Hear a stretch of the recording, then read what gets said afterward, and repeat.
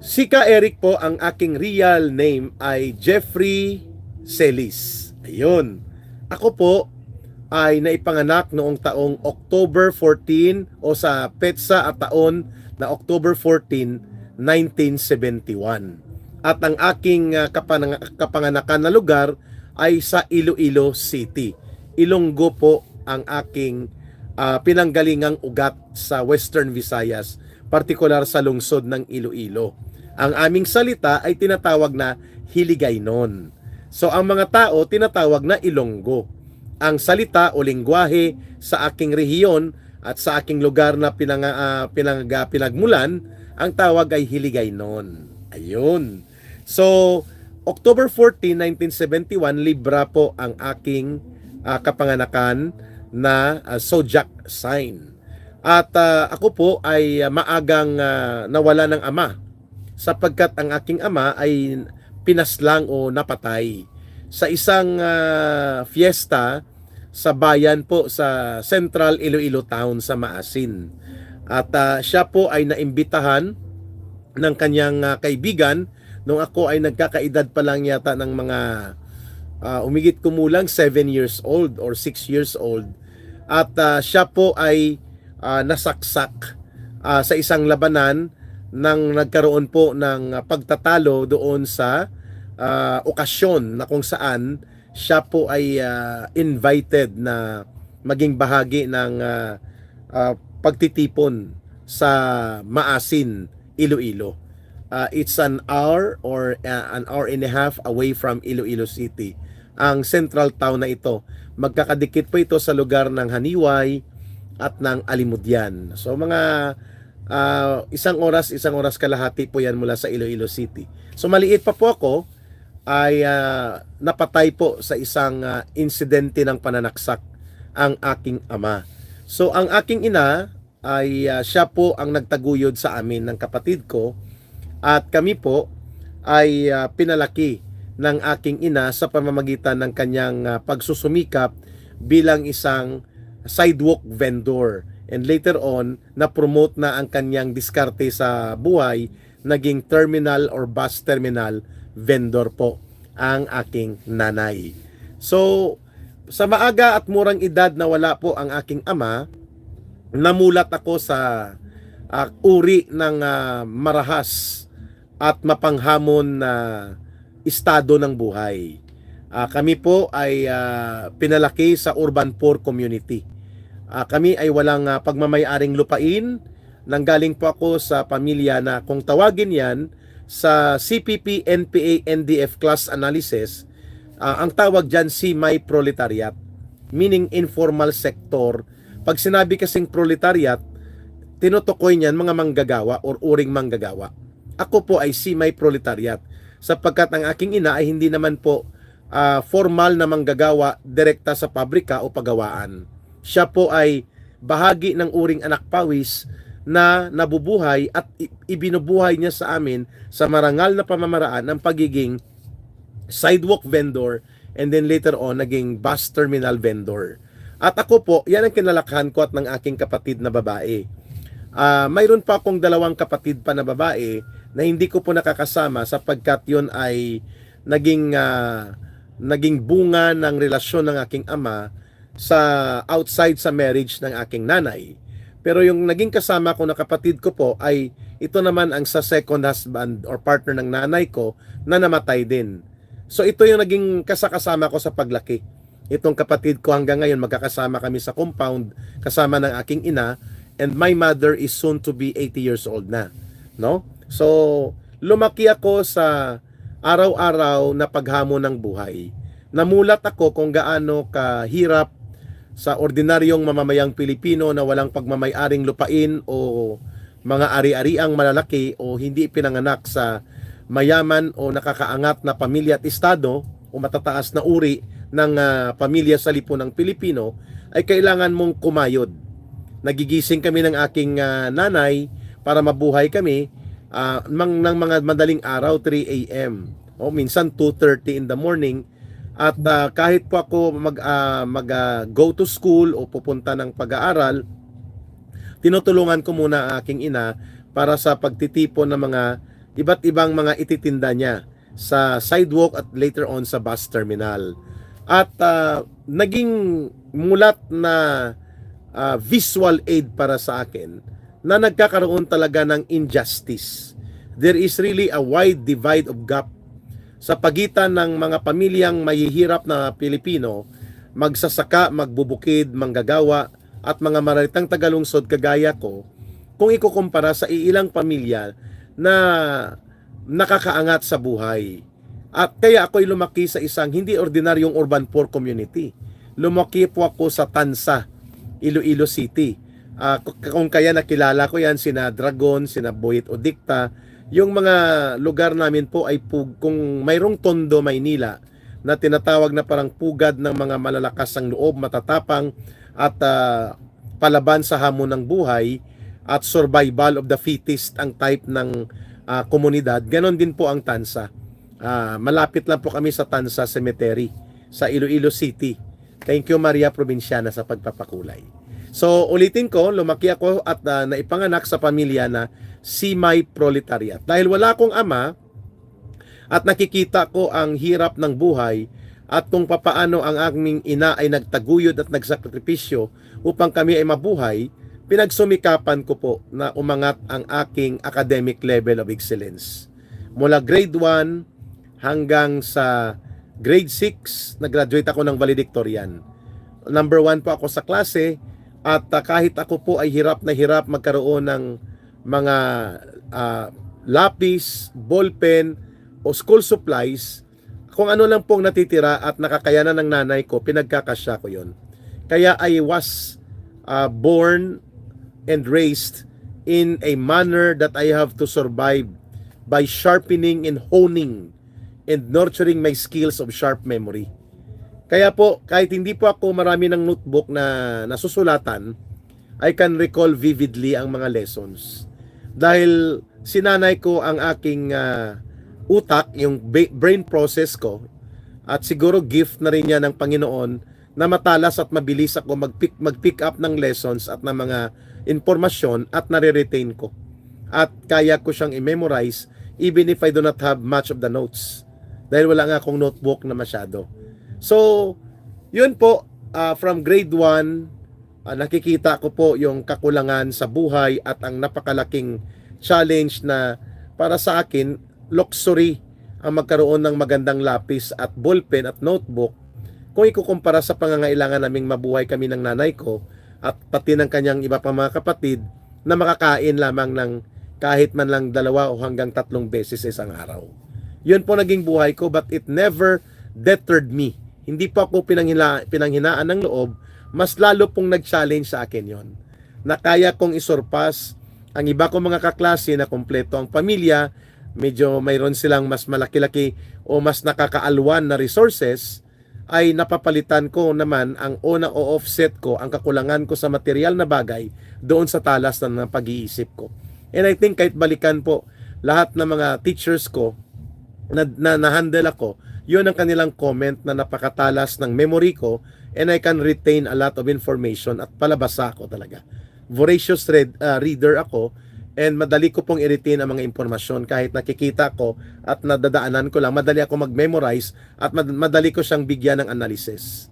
May ganun akong angkin na na-discover ko nung nasa grade 4 po ako, kung saan ay late po akong nakatransfer sa isang school dahil palipat-lipat nga ako minsan doon sa side ng tatay ko. Lumipat ako mga August na, so marami ng lessons ang hindi ko inabot, pero at the end of the year, school year, na nakuha ko pa rin po yung pinakamataas na marka at naabutan ko pa rin po yung lessons. Thank you sa nagpapakulay, hindi ko nakuha ang pangalan. So yung academic excellence ko po was built o naipundar at naipanday po dahil sa pangangailangan kong isurvive ang kakulangan ko sa school supplies and mga material na bagay na pang dagdag sa pag-aaral ay sinuklian ko ng matalas na pag-iisip at matalas na focus sa pag-aaral. So I graduated valedictorian nung elementary. At nung high school, pinakuha kami ng examination sa isang JC's International Sponsorship for High School Scholars sa public school. Ang pinakamalaking public school sa Iloilo City ay ang Iloilo City National High School o ang tinatawag na City High sa Molo District, at ang isa ay ang Iloilo National High School sa La Paz, which is ang tinatawag dati na Provincial High School at ang City High School. So dito ako sa Molo dahil nilalakad ko lang po yan halos araw-araw papunta at pabalik, because the distance is only around mga 5 kilometers, so kaya kong lakarin pabalik-balik kasi kalsada naman at patag. So nung mag first year high school na po si Ka Eric, ako po ay nagkaroon ng scholarship, full scholarship 4 years sa JC's International, at nag-top notcher ako doon sa examination na yon ng mga valedictorian ng elementary. So nakikita ko na nahuhulma yung aking liderato at ang aking pag-excel sa academics, kahit pa sasabihin ko na wala naman akong regular resources na mga encyclopedia o wala pang internet noon eh. Pero palabas ako ng mga lumang dyaryo, at kapag nanonood ng TV, mas interesado ako sa mga balita kahit sa murang edad ko.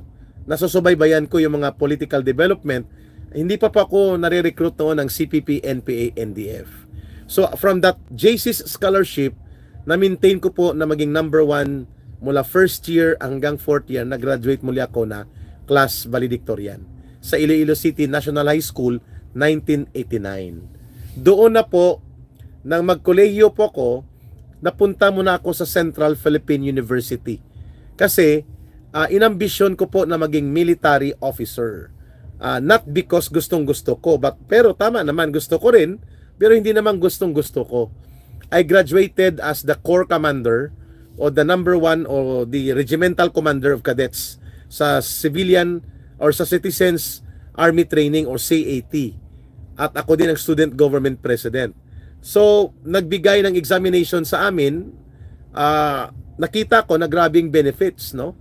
Pagpasok mo sa academy, sa Philippine Military Academy, ay magkakaroon ka ng allowance equivalent sa sahod ng isang sarhento sa Armed Forces of the Philippines.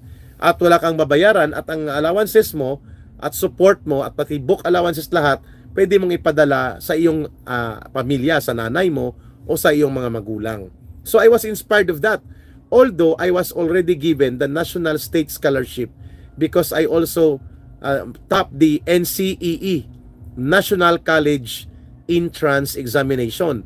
So pag nagkakuha ka po ng rating na 99++, ibig sabihin na sa top 1-2% ka ng buong Philippine High School, automatic bibigyan ka ng full college scholarship equivalent to 4 years in even 5-year course.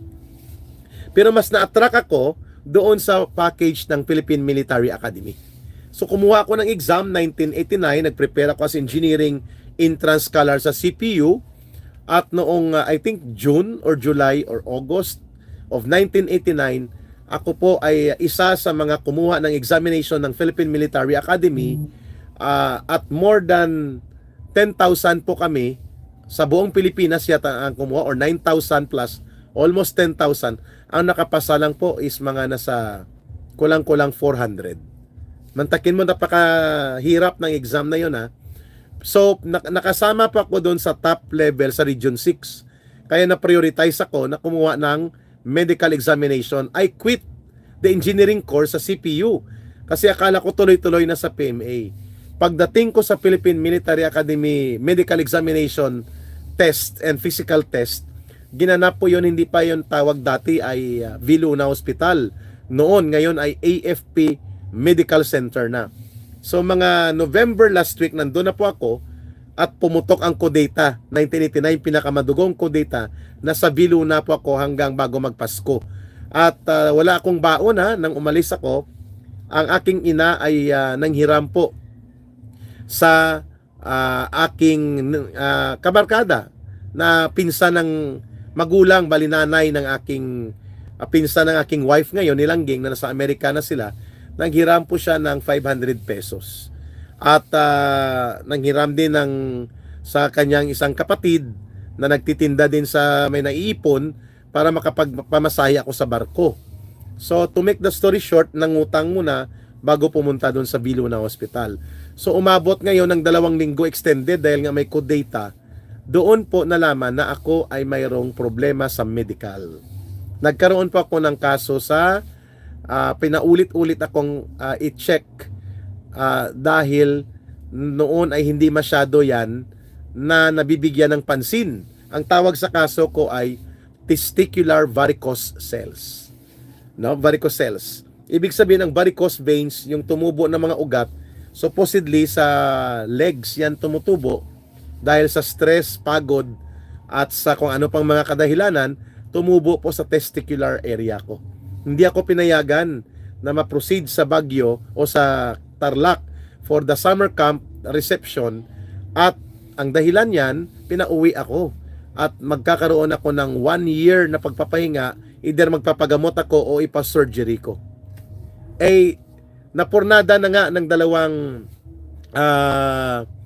dalawang linggo na hindi ako nakauwi, wala ng allowances, at halos tubig na lang ang at kanin na doon sa mga sobra-sobrang natitira ang pinag-iipon namin, lalo na ako dahil wala na rin akong pamilya dun sa Maynila dati. So nahirapan akong i-reconcile kung paano ako makabalik muli, saan ako kukuha ng pangpa-opera. Pag uwi ko po ay nag-decide ang mother ko na wag na lang ituloy kasi daw baka hindi ko talaga para sa akin at napapanahon ang pagpasok ko sa Philippine Military Academy.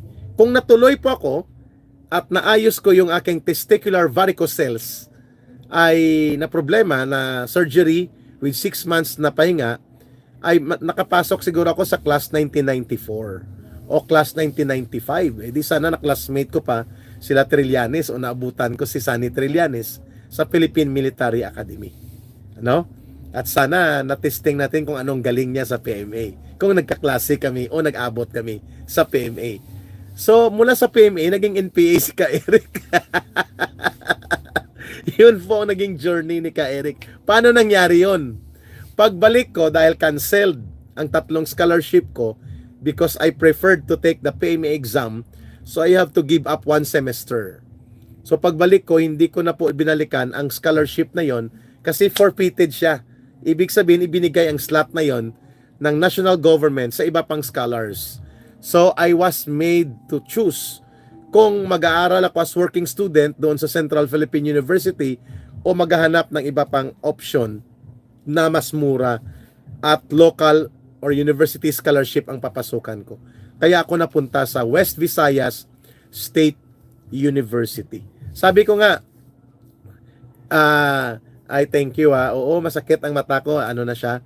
Hindi ko kasi nadadala at nagagamit masyado yung glasses ko.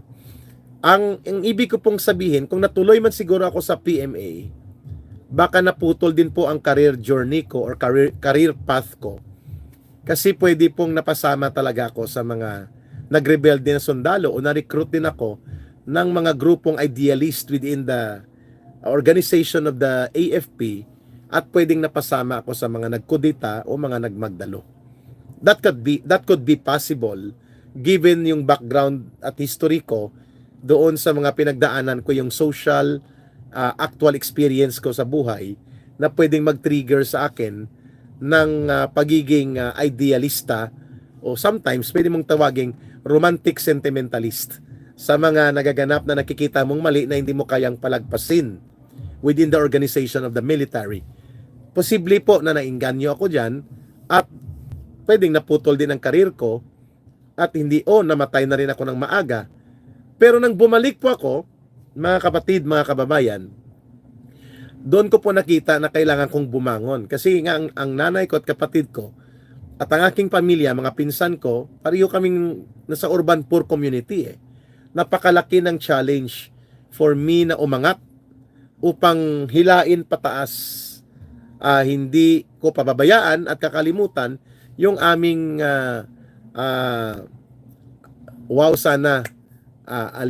matalas ang pag-iisip. All matalas ang pag-iisip. Thank you. So, nang bumalik ako, napili ko po ang pumasok sa West Visayas State University. Equivalent po niya dati ang Philippine Normal University. The flagship program there is College of Education or the program for teachers. Kaya tinawag yan na Iloilo Normal School dati noong mga 1950s, 60s. and even sa 70s hanggang maging West Visayas State College at naging West Visayas State University. Pagpasok ko po ay nagpa-qualify exam ako kagad sa University Student Publication para full scholar ako ulit sa university. And I was admitted into the editorial board kaagad ng Forum Dimensions sa West Visayas State University. Opo, Ipanaw Sambayanan po. Number 18 sa baluta ang party list ni Kairik. So pagpasok ko po sa West Visayas State University, mga 1990 na, dito na po nagsimula ang mga pag-uugnay sa amin ng mga kadre at mga organizers ng CPP, NPA, NDF na hindi ko alam ay mga aktivista lang ang una ang pagtingin ko at pagtingin namin. So, because I was critical in writing and magaling at maganda daw ang mga editorial write-ups ko, pati ang political commentary ko sa Forum Dimensions, naispatan ako at nakita ako ng isang grupo na gustong gamitin ng CPP, NPA, NDF para muling makapasok sa aming school. Kasi naputol pala dyan sa West Visayas State University ang tinatawag na student movement o YS or Youth and Student Movement ng CPP, NPA, NDF. Kaya nang pumasok kami, hindi masyado pang aktivismo. Pero naispatan na ako. At ang unang dumugtong sa akin when I was already part of the Forum Dimensions, which is the University Student Publication, as part ng editorial board nito, ay ang grupo na College Editors Guild of the Philippines. Take note hindi mo na sila nagpakilala na sila ay mga miyembro ng Communist Party of the Philippines and they have connections to the NPA. Ang pakilala nila sa amin, mga leaders po sila ng College Editors Guild of the Philippines o CEGP. At kami po ay nag-uusap tungkol sa mga issue ng pagtaas ng matrikula sa mga eskwelahan, yung pagtatanggol sa campus journalism rights ng mga kabataang manunulat, yung pagtatanggol sa demokratikong pamamaraan ng pagtatayo ng mga student council, at ang pinakamalakas na naghatak sa akin ay ang pagkakaroon noon ng debate on the abolition or the abrogation, yung pagwawalang saysay at ang pagputol sa Philippine-US Military Bases Agreement of 1947. At yun ay taon ng 1990, a year before na magkaroon ng debate sa Senado ang pagtatanggal o ang pagputol sa tinatawag na RP-US Bases Agreement of 1947 ay ang pagkakaroon muna ng public debate. At isa sa gumamit ng public debates na ito sa mga campuses ay ang CPP, NPA, NDF. At ang ginamit po nila na organisasyon para maabot ang aming school, bago po nila gamitin ang League of Filipino Students o LFS, ginamit nila ang College Editors Guild of the Philippines. At dahil ako po ay isa sa mga critical na mga kabataang manunulat pang campus during my time, ay tinarget ako na i-recruit. Ang mga recruiter ko po noon sa CEGP, hindi direkta si Teddy Casino. Kasi si Teddy Casino po I think he was the incoming national president of CEGP. So ako pong naispatan at ako pala ay gagawin nilang chairman ng College Editors Guild of the Philippines sa Iloilo at Western Visayas. Ang nag-recruit sa akin po, ang pangalan niya ay Randy Felix Malayaw. Taga Isabela Province po siya sa Northern Luzon. At siya po ay hindi Ilonggo pero nag-aaral siya sa UP Visayas Miagao Campus because siya po ay BFAR scholar. Pag sinabing BFAR, Bureau of Fisheries and Aquatic Resources. Ang BFAR ay nagbibigay ng scholarship sa mga magiging fishery scientist na kabataang matatalino. And Randy Malaya was a very prolific writer at magaling na organizer.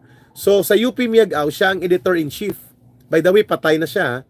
Binaril siya sa loob ng bus, Victory Liner bus, I think, nang siya ay pabalik na sa loob ng kanyang gawain sa Regional Urban Committee ng Ilocos Cordillera Regional Party Committee Urban Committee. March 2018, pinatay po siya, binaril siya. And he was a consultant of the National Democratic Front, pero siya ay regional cadre doon na redeploy sa North Luzon. At siya po ay isa din sa mga leader ng fraternity na pilit din ako dati na ugnayan nang ako po ay nasa NPA na pinapaugnayan ko sa akin yung mga grupong ito, yung fraternity ng Beta Sigma. Yon, sa UP yan mainly naka-base. So patay na ito si Randy Malayaw. Ang isang nag-recruit sa akin ay dati po siya na naging senior correspondent ng Philippine Daily Inquirer. Pero ang pagkakaalam ko ngayon, wala na siya. Sa Philippine Daily Inquirer ay I'm not very sure kung nag-resign o whatever is the setup, nag-retire, whatever, kung may retirement sila, wala na siya sa Philippine Daily Inquirer. Ang pangalan niya noon, nang sa Inquirer pa siya, ay si Nestor Burgos Jr. Galing UP na na-deploy sa CPU, Central Philippine University. Ang isa, yung si Randy Malayaw, ay galing Isabela pero nag-aaral bilang fishery science scholar ng Bureau of Fishery and Aquatic Resources sa UP Miagao, ang kanilang pilot and flagship program ng fisheries. Kasi may dagat yan, yung coastline yan sa Southern Iloilo, nandyan din po ang SIFDEC. Kung may IRI sa Los Baños, sa Laguna, na International Rice Research Institute para nakatutok sa modernization and research of rice agricultural production and scientific research, itong IRI, mayroon din pong SIFDEC sa Iloilo. Ito ang Southeast Asian Fisheries Development Center, SIFDEC. So nandyan po yan malapit sa UP Miagao. Tigbawan lang ito. So doon po yung, yan ang dahilan kung bakit si Randy Felix Malayaw ay nandun. At siya nakapag-recruit sa akin sapagkat at that time, editor-in-chief po siya ng tinatawag na ang Mangingisda. At pati po yung si Rewel Martorato, na kabatch ko nung high school, siya naman ay Santa Barbara, na namatay kasama ni Concha Araneta nitong nakaraang November yata or October sa Kalinog. At ang kanyang anak ay nagkaroon pa ng pagkakataon na inalagaan ng aking wife for mga 3 or 4 days bago ko ihatid sa Maynila sa Bulacan. Sina Deshda ay namatay na rin. At yan mga taga UP Miagao na mga nakapanahunan ko, halos namatay na po sila. Pero si Nestor Burgos po buhay, pero ang alam ko wala na sa Inquirer. So si Teddy Casino po ang naging national president ng College Editors Guild of the Philippines. So noon pa, mga kasama na kami sa Communist Party, pero hindi ko pa yun alam noon. So nang ma-recruit ako ni Randy Malayaw sa CGP, naging aktibo ako. Mula doon, sa pagiging anti-US military bases activist, after mga 2 or 3 months, ay inimbitahan po ako, thank you Zimra, sa pagpapakulay ninyo. Appreciated much. Inimbitahan po si Ka Eric, mga kababayan, sa isang boarding house. Nang pagdating ko doon sa Iloilo City, sa Puentes Street, across the church ng Fundamental Baptist na tinatawag na Foursquare Church, sa Iloilo City sa Puentes, nandun po mga student leaders ng iba't ibang mga paaralan, University of San Agustin, Central Philippine University, West Visayas State University, UP Iloilo City Campus, UP Miagao, University of Iloilo. Siguro mga 10 universidad na malalaki. At puro mga magagaling na student leader at mga writers ang nandoon. At nandoon din si Randy Felix Malayaw. At sa boarding house na yon, sa second floor, ay nandoon si Pito. Hindi ko siya makalimutan. Hindi ko nga kilalang pangalan niya until namatay siya sa isang enkwentro. Matagal na sa Cuartero Capiz, na ang pangalan pala niya ay si Jeronimo Jerez, taga Mindanao. Thank you Miss Onika sa pagpapakulay at suporta. Si Pito o si G7 ang namumuno ng talakayan. At nandun din po ang iba pang mga senior kadre. Doon ko po nakita ang ibang mga kadre na later on nalaman ko mga kadre na pala sila. Ang pakilala sa kanila, mga NGO workers sila. Mga labor union organizers sila. So hindi ko na muna papangalanan dito. Yung iba tumakas na sa Pilipinas, nasa Canada na, ang iba na sa Germany.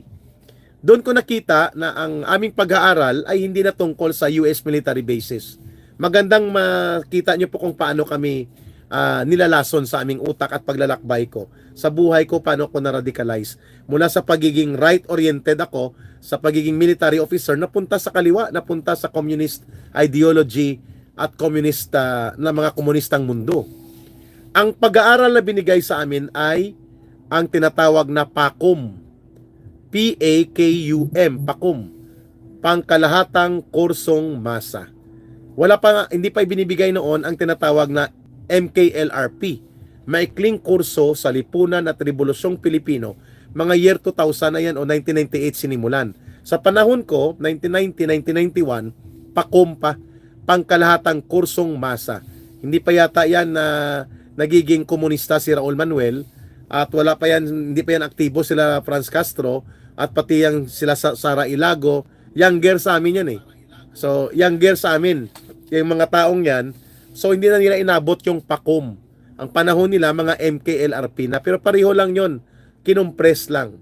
Ang unang topic ko na hindi ko makalimutan na dinidiscuss ni G7 o ni Pito, patay na ito nag-NPA political officer ito sa Capiz, namatay ito sa enkwentro, na kung saan patay din ang isang nagngangalang First Lieutenant Yulo. Ikakasal na sana, nag-operate na bangga nilang unit ni Pito, patay din sila Pito, 3 o 4 ang patay, patay din itong CO o commanding officer ng kanilang company or ng platoon leader yata na si Lieutenant Yulo na taga Negros. Hindi natuloy ng kasal niya, masaklap yung pangyayari na yon. But nonetheless, balik ako dito sa PAKUM. Ang unang kursong binigay po sa amin ay ang mayaman ang Pilipinas, ngunit naghihirap ang sambayanang Pilipino. Ayun, klaro, no? Nandyan sa BFAR, nakapasok na din pala. No, ang BFAR po is a program. Maraming scholars po dati ang BFAR. Hindi ko alam kung pati ngayon mayroon pa siguro na nare-recruit ng Communist Party of the Philippines pagdating sa UP. Ayun. Hindi po sila na-recruit sa BFAR, Ma'am Chona. Doon sila na-recruit sa loob ng UP kasi nandun pong school ng Fishery Science Fishery Research Program. Doon sila nare-recruit ng CPP sa UP. So, mula doon sa mga kursong yon, mayaman ang Pilipinas, kunit naghihirap ang sambayan ng Pilipino, nagtuloy-tuloy po ang mga pag-aaral ko hanggang sa diniscuss na ang kasaysayan ng revolusyon sa Pilipinas, diniscuss na sa amin ang imperialismo, feudalismo, burokrata kapitalismo, at pati po ang demokratikong revolusyong bayan at ang digmang bayan or the People's War. Sa loob po ng 3 araw, pabalik-balik kami doon. Napatago at palihim, doon na kami ni-recruit sa Kabataang Makabayan. KM, underground organization po ito na hanggang ngayon ginagamit ito sa pagre-recruit ng kabataan. Yan ang tinatawag na UGMO, Underground Mass Organization. At that time, girlfriend ko na po ang aking asawa ngayon na si Langging. Ipinagpalihim po sa akin na wag mo nang sabihin sa aking pamilya, sa aking nanay, sa aking kapatid, o kanino man including sa aking girlfriend na si Langging na ako ay may dinadaluhan ng mga sikretong pag-aaral.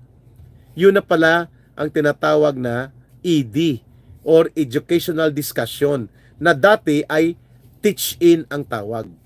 Klaro malinaw po na ito ay isang programmatic approach. And that kind of radicalization, that kind of very radical narrative, sa murang edad ko at kung mababalikan nyo ang background ko sa buhay ko, talagang hindi pwedeng hindi ako marirecruit. Dahil wala pong counter narrative at counter na mga pagpapaliwanag mula sa side ng gobyerno during that time.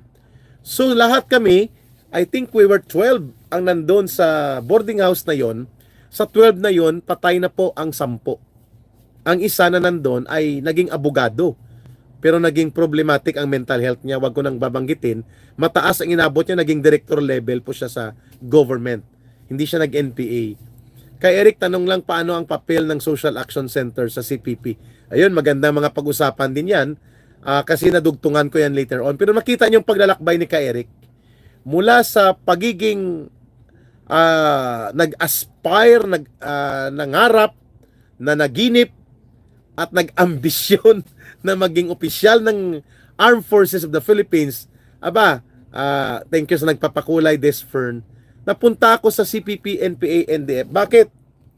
Sapagkat kami po ay hinayaan lamang na maradicalize. Taniman ng lason, kita nyo ang una pa ng pag-aaral, mayaman ang Pilipinas, ngunit naghihirap ang sambayanang Pilipino. So mga 4 na oras yun. Pagkagabi, may mga ritual pa kami ng mga kung ano-anong mga kanta. At pina-discuss kami, sa isang nag-discuss, ang pangalan niya ay si Josephine Porquia. Si G lang ang tawag sa kanya, G, babae. Ito ngayon ay naiiwan pang bilang kadre at mga anak niya naging kadre din dati sa CPP, naabutan ko pa sila, diniscuss niya ang history, ang kasaysayan ng revolusyon at pag-aaklas at pagbangon ng sambayanang Pilipino laban sa mga mananakop at mapang-api sa ating lipunan. History! So, tuwang-tuwa ko because I was used to having only an understanding of history from the perspective of memorizing the dates. When did Magellan discover the Philippines? Akala ko, yun lang ang history.